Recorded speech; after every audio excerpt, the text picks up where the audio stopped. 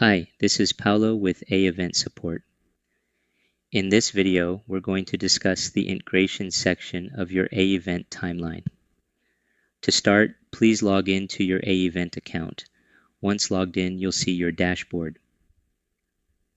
From here, let's click on Timeline from the left-hand menu.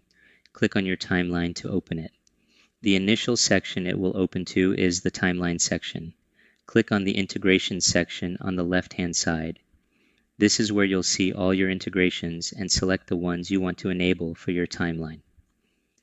You can also configure the settings of your integrations from this section. As an example, let's look at Zoom's integration settings. Let's click on the gear icon to the right.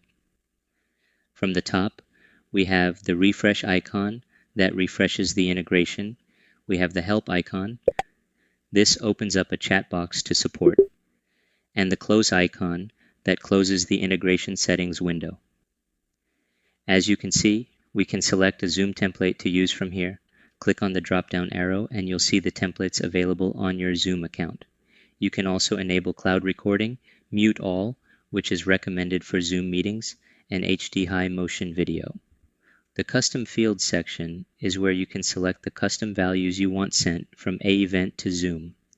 If you scroll all the way down, you'll see where you can add alternative hosts and/or panelists. If you made any changes, don't forget to update the settings. You can also add a new integration from here.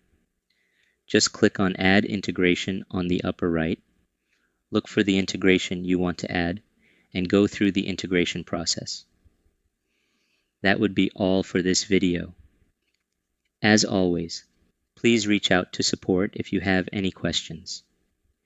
If you liked this video, please comment below, give it a thumbs up, and subscribe to our channel to get notified when we add more videos. Thank you for watching.